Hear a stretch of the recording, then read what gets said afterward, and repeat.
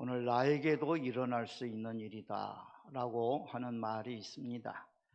이 세상에서 일어나는 크고 작은 일들 앞에서 그거는 그 사람들만의 이야기야, 나는 그렇지 않아, 이렇게 말할 수 있는 사람이 없다는 거죠. 어, 끔찍한 교통사고가 일어났습니다.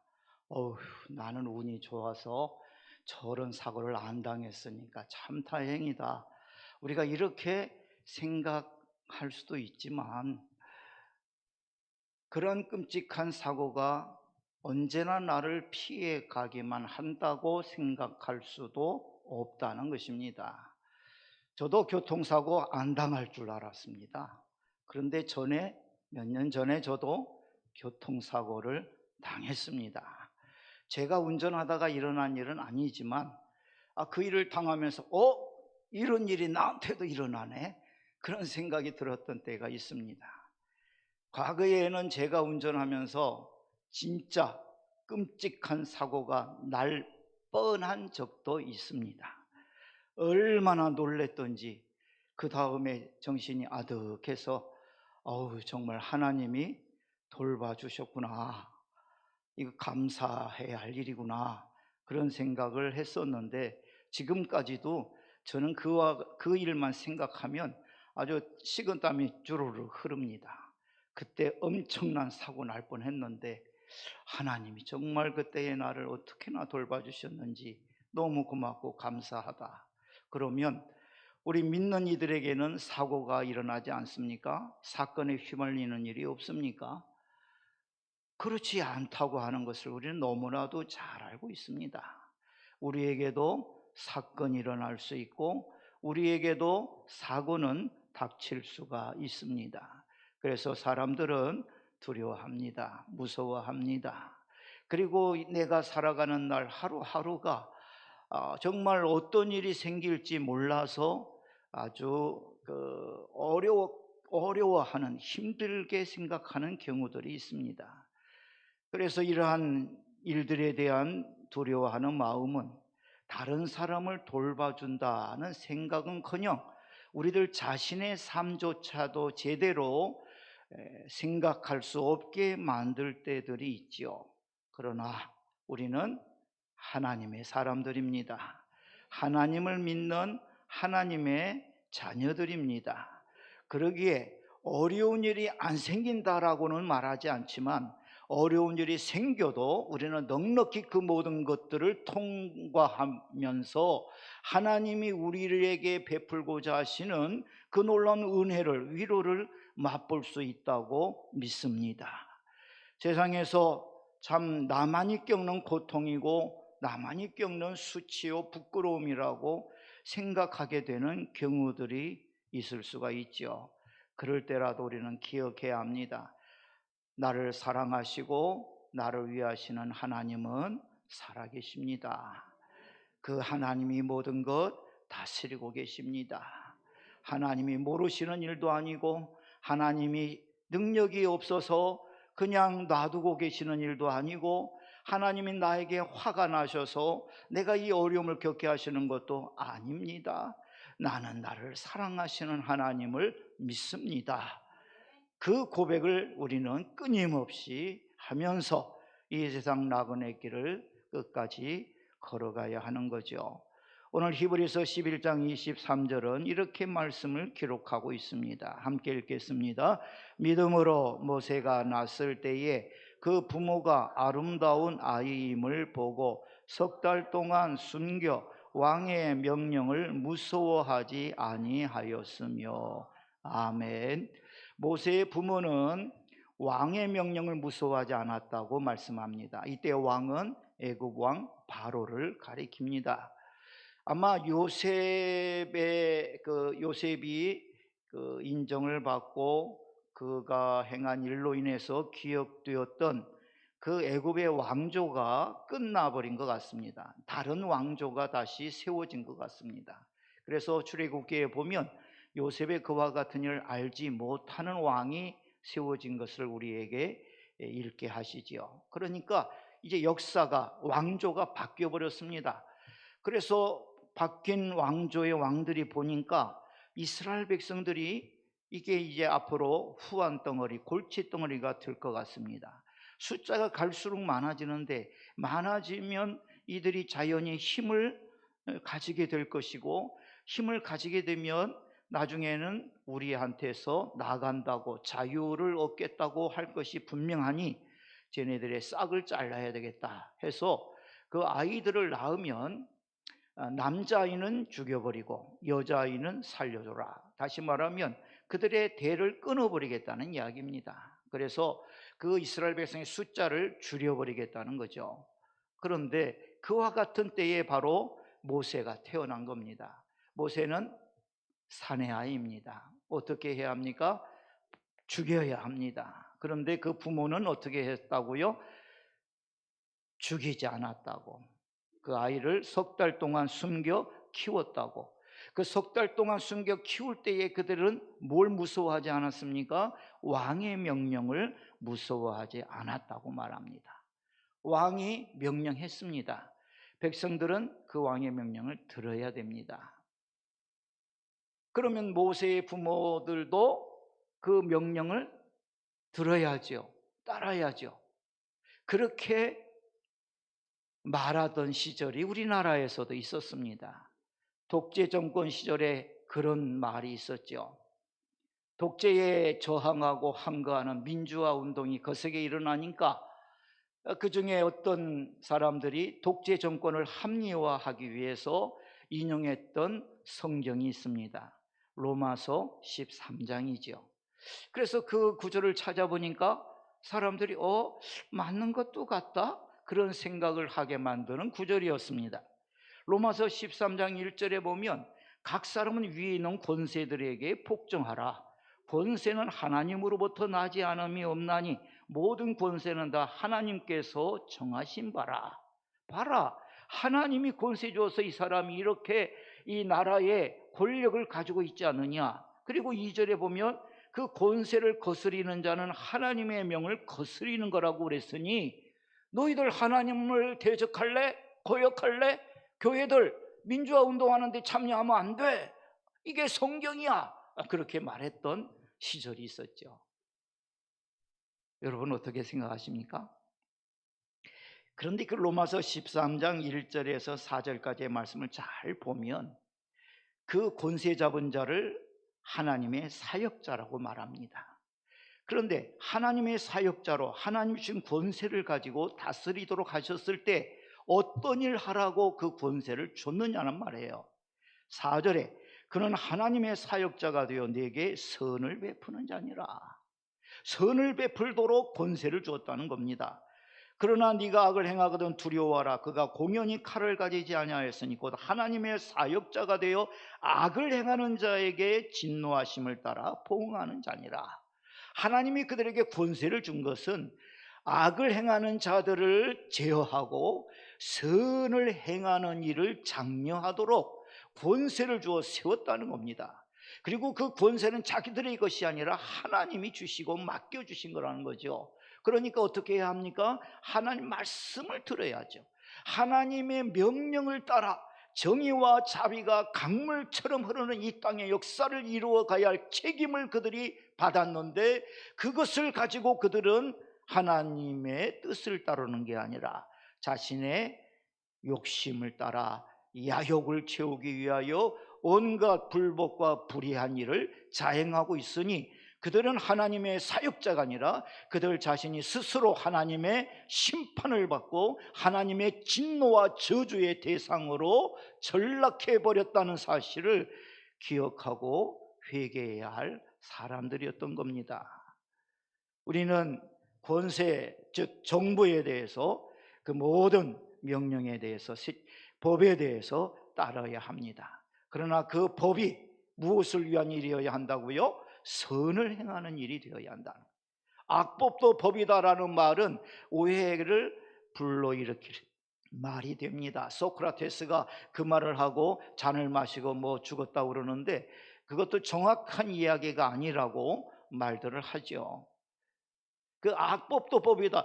우리는 악법에 순종할 필요가 없습니다. 그래서 우리 헌법에도 양심의 자유에 대해서 말하고 있습니다. 불법한 일, 죄악된 일에까지 우리가 복종할 필요는 없고 복종해서는 안 된다는 겁니다.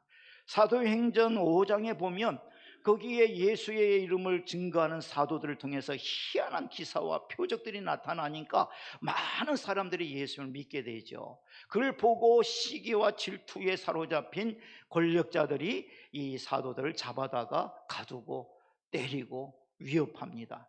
너희들 예수의 이름으로 다시는 말하지 말라고 그랬는데 왜 이렇게 말을 안 듣냐? 너희들 우리가 그 무죄한 예수를 죽였다고 왜곡하고 돌아다니는 셈이 되고 있는데 너 그러고도 무사할 줄 아느냐? 아주 얼마나 많이 위협을 하는지 몰라요. 그럴 때에 베드로가 사도들을 대표하여 하는 말이 사도행전 5장 29절입니다. 우리 함께 읽어보실까요? 베드로와 사도들이 대답하여 이르되 사람보다 하나님께 순종하는 것이 마땅하니라. 아멘. 사람들에게 하나님이 권세를 주셨어요. 그런데 그 권세를 가지고 하나님의 법을 어기라고 강요한다면 우리는 들어야 된다는 거예요? 안 들어야 된다는 겁니까? 듣지 말아야 한다는 거예요. 권력의 주인은 누구십니까? 하나님이세요. 그 하나님이 위임하고 맡겨줬을 뿐입니다. 부모에게도 하나님이 그 권세를 맡겨준 겁니다. 그래서 성경은 부모를 공경하라, 부모의 말에 순종하라 하지만은 그 말씀을 조금 더 정확하게 자기 백성들에게 일깨워주기 위해서 하신 말씀이 주 안에서라고 에베소서 6장 1절에서 말씀하신 거 보게 되죠. 자녀들아, 주 안에서 너희 부모에게 순종하라. 이것이 옳으니라. 이 세상의 모든 권세는 누구에서부터 왔느냐? 하나님으로부터 왔다. 그 하나님의 그 명령을 우리가 따르는 것이 그 어떤 다른 권세보다도 앞설 수밖에 없다는 것, 성경 우리에게 가르쳐 주시고 말씀합니다. 그래서 모세의 부모는 바로의 명령이 죽이는 명령이잖아요. 하나님의 말씀은 살리는 겁니다. 그런데 이 사람은 죽이라고 하는 거예요. 무슨 이야기입니까? 하나님의 백성들의 대를 끊어서 오실 그리스도의 길을 막고자 하는 마귀의 하수인으로서 바로가 그런 인간적인 생각에 명령을 내린 것이죠. 우리는 이것이 후에 헤롯 대왕을 통해서 되풀이되는 것도 보게 됩니다. 예수님의 탄생 소식을 듣고 2살 이하로 그 모든 그 지역의 어린아이들, 예수님 태어난 지역 부근을 다 샅샅이 뒤져 죽여버리라고 하는, 그리스도를 사라지게 만들려고 했던 그런 악한 명령도 우리가 알지요. 권세자들이 무서워서 많은 부모들이 자기의 아들들에게 그러한 일을 저지를 수도 있었겠습니다. 그 당시에 이 바로왕의 시대에는 바로왕의 권세는 진짜 이 세상의 그 어느 나라, 그 어느 왕과도 또 비교할 수 없는 절대 권력이었다라고도 생각할 수 있을 정도로, 그래서 자신을 신이라고 하나님이라고 내세울 정도로 그들의 가진 그 권력은 참 막강했습니다. 그 권력 앞에 어떤 이스라엘 부모들은 자기 아이들을 죽이는 일도 할 수밖에 없다고 생각할 수 있는 그러한 시절이었죠. 그러나 모세의 부모는 그러한 왕의 명령을 무서워하지 않았다고 말씀을 합니다. 어떻게 무서워하지 않을 수 있었을까요? 아이 안 죽이면 누가 죽어요? 자기네들이 죽는데 그 아이를 살리기 위해서 자기들이 죽는다? 부모니까 그럴 수 있지 뭐. 그러나 두려움 속에, 무서움 속에 아이는 또 나올 수 있지만 뭐 이런 이유도 갖다 댈 수가 있었던 그런 상황이었습니다. 그런데 모세의 부모는 무엇으로? 라고 히브리서 11장 23절은 말씀하고 있죠. 믿음으로, 하나님을 믿음으로. 하나님 믿었다고. 하나님을 믿었기 때문에 세상 권세를 무서워하지 않았다고, 그렇게 성경은 기록하고 말씀합니다. 베드로와 사도들과 하나님의 백성들이 세상의 불의한 강압 앞에서 우리는 그럴 수 없습니다 라고 말할 수 있으려면 어떻게 해야 한다는 이야기입니까? 하나님을 믿어야 한다는 것입니다. 다니엘이 기도하지 못하도록 내린 명령을 거역하고 결국엔 사자굴에 던져지는 일을 겪게 되었던 것 알지요? 그렇게 왜 다니엘은 죽을 줄 알면서 그런 일을 했습니까? 하나님을 믿음으로. 사람들 뜻대로 계획대로 다 진행되는 세상사인 것 같지만 이 모든 것 다스리시는 분은 우리 하나님이시다. 살아계시는 하나님이 모든 것 다스리고 계시니 나의 이 삶의 이 사건도 이 정황도 하나님의 손안에 있는 줄로 믿습니다. 내 시대가 주의 손에 있습니다. 사람들의 눈으로 볼 때에는 하나님은 안 보이죠. 그 사람의 참 절박한 처지, 비참하고 괴로운 형편밖에 눈에 안 보이지요. 그래서 함부로 말합니다. 네가 믿고 섬기는 하나님이 도대체 뭐하고 계시는 거냐? 그런 하나님, 아무것도 안 해주는 하나님 뭐 믿는다고 그러느냐? 이렇게 우리의 믿음을 깨트리고 무너지게 하려고 하는 아주 간교한 말들로 우리에게 접근해 올 때가 있습니다. 그럴지라도 우리는 하나님을 믿습니다. 살아계시는 하나님을 믿습니다. 말씀으로 천한 만물을 창조하신 권능의 하나님을 믿습니다. 우리를 사랑하셔서 우리를 구원받게 하시려고 자기 아들 예수 그리스도를 십자가에까지 내어주신 그 하나님의 사랑도 믿습니다.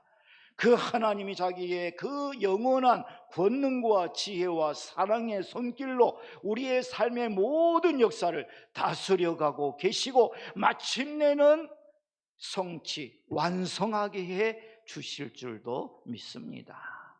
그러니 우리는 이 무서움에 사로잡혀서 세상 걱정, 근심에 사로잡혀서 살아가서는 안 된다는 것이지요. 세상 근심은 사망에 이르게 하거니와 세상을 두려워하고 무서워하는 것은 우리로 하여금 죽음에 이르게 한다. 그러나 하나님의 뜻대로 하는 근심은 후회할 것이 없는 회개에 이르게 하느니라. 그러면 우리 어떤 경우에라도 하나님이 계셔 안 계셔 이런 어린 속은 소리 할 게 아니고 하나님이 이 시간 내게 뭘 말씀하고 싶어 하실까? 하나님 이런 나라의 삶을 통해서 세상 사람들에게 뭘 보여주려고 하실까? 내 삶에 대한 하나님의 뜻과 계획은 무엇일까? 이거를 먼저 생각할 줄 알아야 하겠다는 것입니다. 우리가 하나님에 대한 이 믿음을 가지고 살지 않으면 우리는 정말 우리의 인생을 바르게 살아가지 못하게 될 때가 생길 수도 있다는 것이지요. 히브리 11장 23절의 말씀 다시 보십시다. 믿음으로 모세가 낳았을 때 그 부모가 무엇을 보고? 아름다운 아이임을 보고. 아멘. 자기 새끼가 이쁘지 않다고 하는 부모 있나요? 다 이쁘답니다. 고슴도치도 제 새끼는 예쁘다고 그러죠. 그러나 우리는 요즘 많은 이야기를 듣습니다. 아이를 낳아서 쓰레기통에 버렸다든지 변기통에 버려놓고 죽으라고 놔두고 가버렸다든지 우리는 정말 부모로서 할 수 없는 일을 행하는 그러한 이야기들을 듣고 있습니다. 또 자기의 자식 낳아서 그냥 내버리고 다른 남자하고 눈이 맞아 도망가 버린 사람들의 이야기도 듣습니다. 자기의 자녀가 아름다운 자녀라고 생각하지 않는 그런 부모들이 이 세상에는 있기도 합니다. 왜 그럴까요? 부모로서의 그 마음이 있을 텐데 엄마로서의 그 모정은 보통 감정하고 다른데 어쩌면 그럴까요? 그들 나름대로 이유가 있겠죠. 내가 이 아이 때문에 내 인생을 제대로 못 살 것 같아. 이 아이 때문에 내 인생의 앞날이 깜깜해. 두려워진 겁니다. 무서워진 겁니다. 그래서 그 아이를 포기하고 버리고 그 자리를 도망쳐 가버리고 마는 거죠. 우리 아이들을 우리가 바로 보려면 이 무서움증으로부터 벗어나야 합니다. 이 공포심을 떼어버려야 합니다. 사람들 앞에 내가 나서서 잘못하면 어떻게 할까 하는 그 대인 공포증이 공황 장애를 일으키는 경우에 관한 이야기들도 우리는 종종 듣습니다.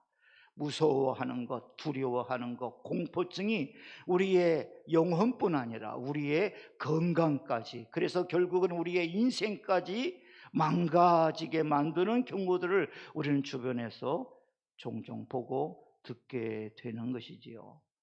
그런데 이 부모가 모세를 보고 아름다운 아이구나, 참 예쁘네, 잘생겼네 하고서 임금은 주기를 하지만 안 돼, 그 명령 우리는 못 따라 하고 그 아이를 키웠다는 거지요. 그런데 사도행전 7장 20절을 보면 거기에서는 스데반이 조금 다르게 말합니다. 뭐라고 말했을까요?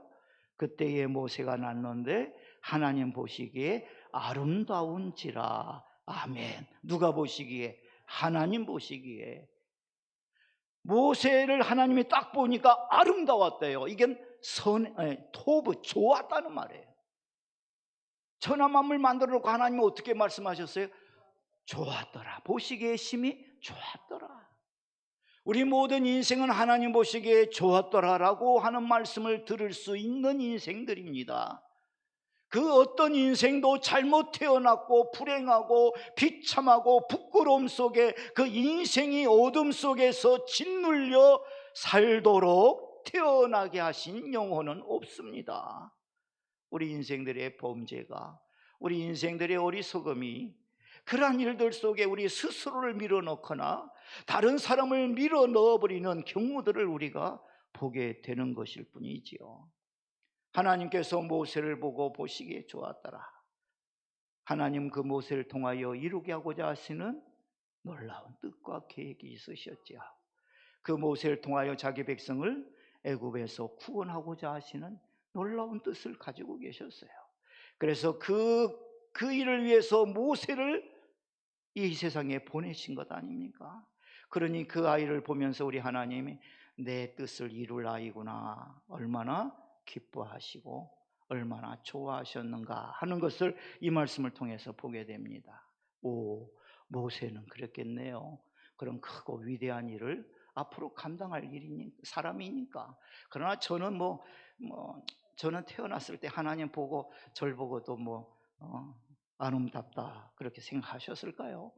저를 보고는 아이고 칠칠 맞은 것, 아이고 저것도 태어나서 밥만 죽내겠네, 이렇게 하나님 생각하시지 않았을까요? 라고 말하면 크게 잘못된 생각입니다. 성경 우리에게 말씀하지요. 시편에도 우리를 향한 하나님의 뜻은 어떤 거라고요? 보배롭고 존귀한 뜻을 가지셨다고. 하나님이 우리가 태어나기 전부터도 우리의 인생에 대한 놀라운 계획을 하고 계시는데 그건 우리가 어떻게 헤아릴 수 없는 너무나도 엄청난 우리의 축복을 위한 하나님의 뜻과 계획으로 작정해 놓으셨다고 시편 139편에서 말씀하지요. 또 예배소서에서도 말씀하지 않습니까? 창세전에 이 세상 만들기 전부터 하나님이 우리를 택하셨다고. 자기의 뜻을, 자기의 계획을 우리의 삶 속에 기어코 이루어 내실 분으로서 우리를 이 세상에 보내셔서 그 삶을 통해서 이 세상이 우리 하나님 살아계신 분이시고 그 하나님이 우리를 통하여 어떤 일들을 이루실 수 있는가를 모든 사람에게 보여주고자 하시는 그 깊으신 뜻이 우리의 삶 속에는 담겨져 있다고 그렇게 성경은 말씀하고 가르쳐 주십니다. 우리는 우리의 인생에 대해서 우리의 생각으로 판단하고 우리의 판단으로 헤아려서 잘 살아왔어 또는 잘못 살았어 이렇게 저렇게 말할 수도 있을 수도 있겠습니다. 그러나 우리에게 더 중요한 거 있습니다. 하나님이 나의 삶에 대하여 말씀하셨던 사실이, 나를 이 세상에 보내신 이도 하나님, 이 세상에 살게 하시는 이도 하나님, 이러저러한 일을 겪게 하시는 이도 하나님, 그리고 내 인생을 완성시키셔서 영광 받으실 분도 하나님이신 것을 우리는 믿어야 합니다. 아이를 석 달 동안 숨겨놓았는데 이제 100일이 가까우니까 아이가 울음소리도 더 커졌겠죠. 더 이상 숨길 수 없어서 그 아이를 어딘가 보내야 되는데 누가 맡아줄 사람 없죠. 그래서 나일 강가에 갈대 상자를, 그 무슨 칠입니까? 역청을 칠해서 물이 새지 않도록 그렇게 완전한 방수 작업을 해가지고 거기에 아이를 담아 나일 강변에 떠내려 보냅니다. 떠내려가다가 뭐가 되겠어요? 악어의 밥이 되겠죠. 그러나 모세의 가족들은 그렇게 생각하지 않았습니다. 하나님의 뜻이 있을 거야. 하나님의 계획이 있을 거야. 지금은 우리가 모르겠어. 이게 어떻게 될지 모르겠어. 그러나 우리 손으로 죽이는 일은 안 할 거야. 하나님 살아계시니까 하나님께 맡길 거야 하고 그 강물에 떠내려 보냈더니 어떤 일이 생겼습니까? 사도행전 7장 21절에 기록하고 있죠. 버려진 후에 바로의 딸이 그를 데려다가 자기 아들로 기름해. 아멘. 아버지는 뭐라고 그래요? 다 죽여라. 이스라엘 백성들 다 이 땅에서 사라지게 만들어라. 그런데 그 딸은 사라지게 만들어야 할 사람. 다른 아이는 뭐 모르겠어요. 그러나 이 아이만큼은 절대로 살아서는 안 돼. 그러면 이스라엘 백성들을 구원하여 데리고 나갈 사람이니까.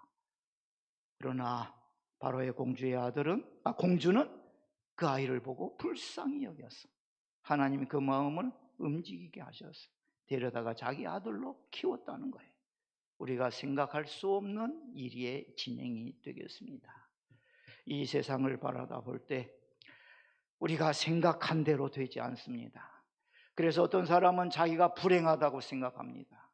그런데 이 세상에 참 불행한 사람 중에 한 사람의 이야기를 우리는 기억해 볼 수 있습니다.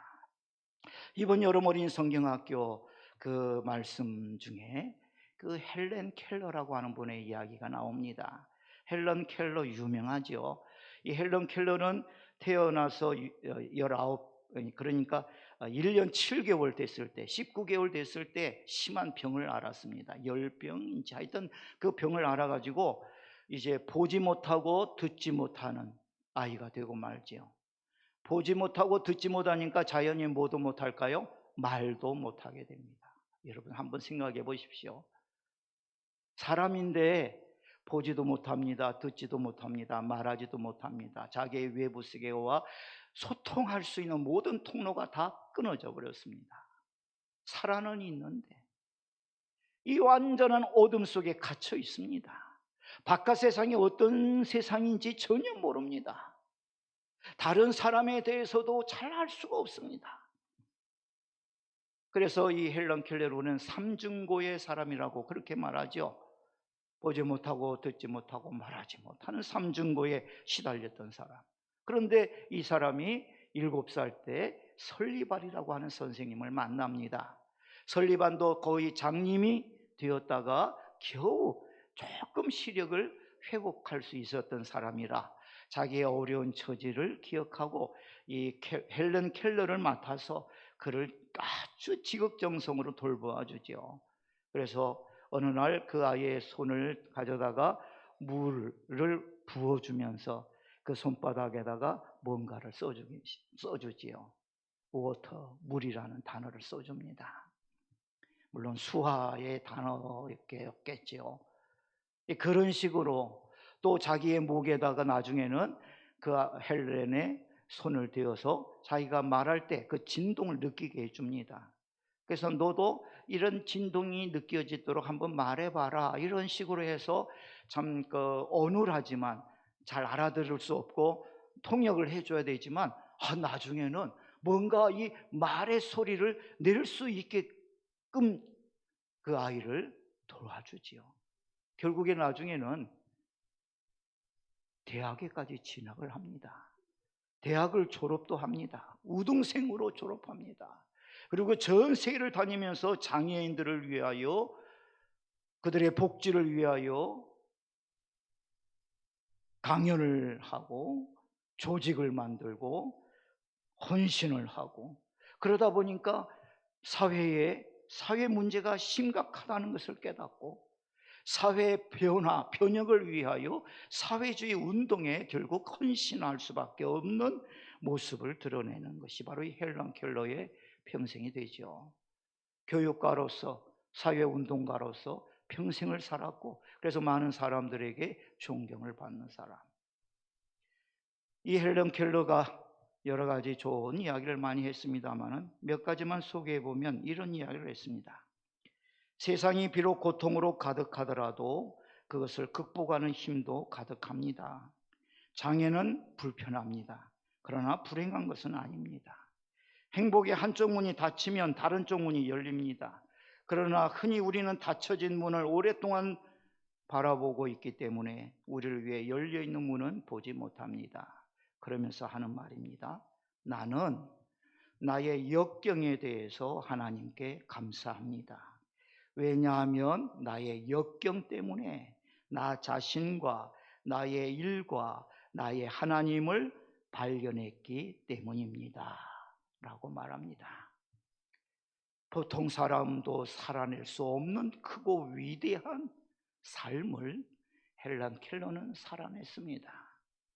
자신에게 가해진 삼중고에 인생을 완전히 깜깜한 어둠 속에서 절망하고 낙심하고 포기할 수밖에 없게 만드는, 다른 사람들 앞에 나선다는 것은 생각할 수조차 없었던 그 자그마한 소녀에게 하나님께서 설리반이라는 사람을 통해서 하나님을 향한 문을 열어주게 하고, 그 하나님을 알게 하고 믿게 하고, 그 하나님이 자기 같은 무능한, 철저하게 사회에서 외면받고 배척받고 사람들의 동정심에 의지해서 겨우겨우 살아갈 수밖에 없을 거라고, 그 인생의 비참함 앞에 그 수치심과 그 굴욕감 속에서 하루도 살고 싶지 않다고 여길 수밖에 없었던 그 영혼에게 하나님을 믿고 의지함으로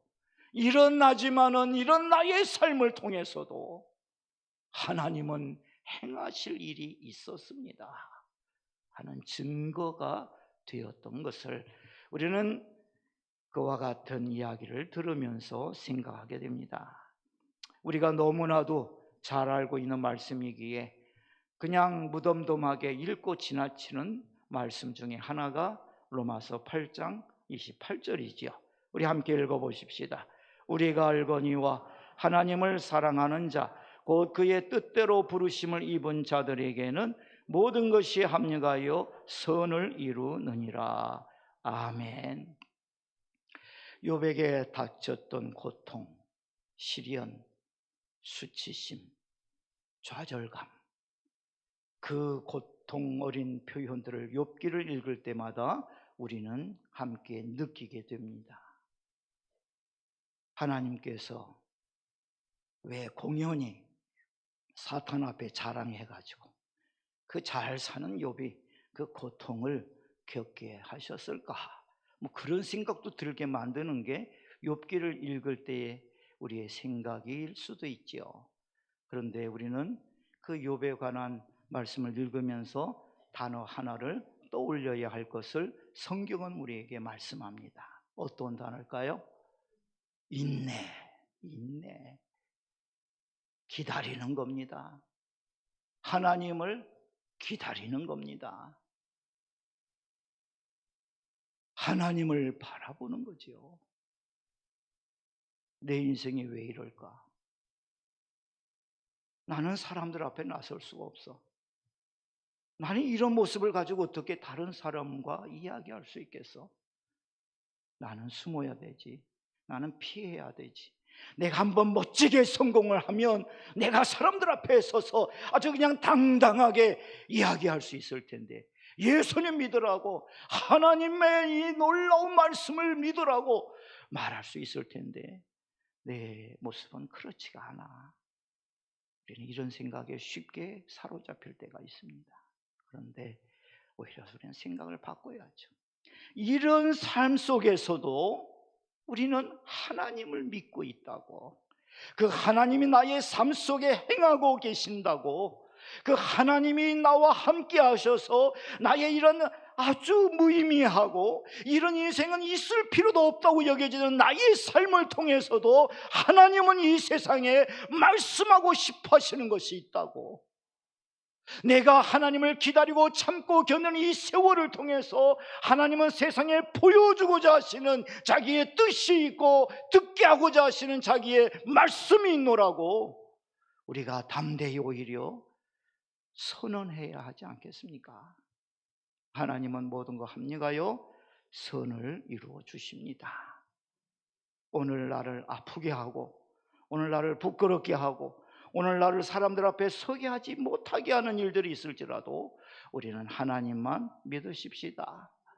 나를 사랑하시는 하나님, 나를 기뻐하시는 하나님, 나로 인하여 즐거워하시는 하나님, 그래서 그 증거로 보내주신 예수 그리스도, 십자가에서 나의 모든 죄를 대신하시고 그 하나님의 공의의 심판과 진노와 형벌을 다 내 대신 나를 사랑하셔서 당해주신 그 예수님만 바라보고 믿으십시다. 그래서 우리가 살아가는 삶이 내가 지혜로워서, 내가 착해서, 내가 의로워서 이루는 삶이 아니라 하나님의 자비 때문에, 하나님의 은혜로, 하나님의 긍휼이 만들어낸 나의 삶이라고 다른 이들에게 간증할 수 있는, 자랑할 수 있는 우리의 삶의 역사가 이루어지도록 우리는 끝까지 믿음으로 이 세월 견디고 이기고 승리할 수 있는 하나님의 사람으로 언제나 우뚝 설 수 있게 되기를 바랍니다.